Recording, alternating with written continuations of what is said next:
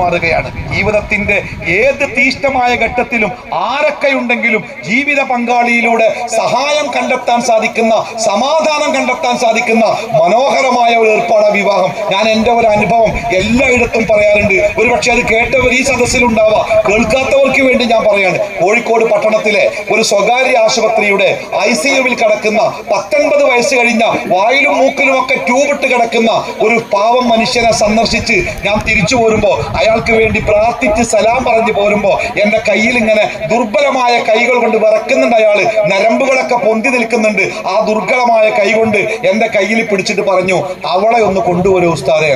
അവളെന്ന് പറഞ്ഞാൽ 65 വയസ്സുണ്ട്, പക്ഷെ 10 കൊല്ലമായിട്ട് ഒരൊറ്റ കിടപ്പില, അനങ്ങൂല. ഒരു ക്ഷതം വന്ന് ബാധിച്ച് അവരെ സ്ട്രോക്ക് വന്ന് അവരങ്ങനെ കിടക്കുക, സംസാരിക്കൂല, ഒന്നുമില്ല. മുഖത്തേക്ക് നോക്കിയാൽ കണ്ണിന്ന് കണ്ണീരിങ്ങനെ വരും. വേറെ ജീവന്റെ ഒരു അടയാളമില്ല. അങ്ങനെ കിടക്കുക 10 കൊല്ലായി. ആ ഭാര്യയെ കാണാനാണ് ഇദ്ദേഹം ആഗ്രഹിച്ചത്. ഞാൻ പറഞ്ഞു, വലിയ ബുദ്ധിമുട്ടല്ലേ, ആംബുലൻസ്, ദീർഘയാത്ര, എന്തൊക്കെ ബുദ്ധിമുട്ട് വേണം. ഇവിടെ ഡോക്ടർമാരും നഴ്സുമാരും പേരക്കുട്ടികളും മക്കളൊക്കെ അല്ലേ, നമുക്ക് സുഖമായ വീട്ടിലേക്ക് പോയിക്കൂടെ.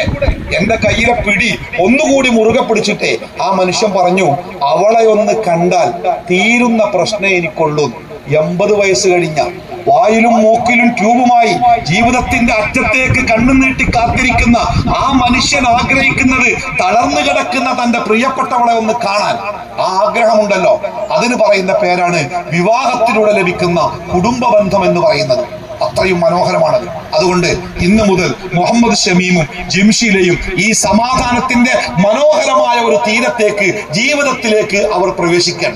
വിവാഹത്തിന്റെ 2ാമത്തെ ലക്ഷ്യമായി പ്രവാചകൻ സല്ലല്ലാഹു അലൈഹി വസല്ലമ പറഞ്ഞത്, യാ മഅ്ശറ ശബാബ്, ചെറുപ്പക്കാരെ നിങ്ങളൊക്കെ കല്യാണം കഴിക്കണം കേട്ടോ.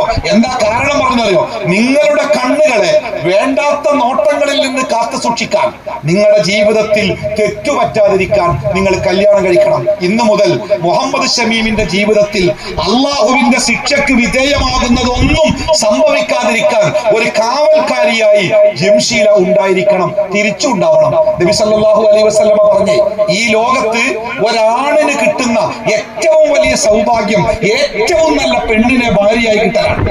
ആരാ ഏറ്റവും നല്ല പെണ്ണ്? നല്ല ജോലിയുള്ള, നല്ല പൈസ ഉള്ള, നല്ല വരുമാനമുള്ള, നല്ല ചൊറുക്കില്ല, നല്ല തറവാടുള്ള പെണ്ണാ നല്ല പെണ്ണ്.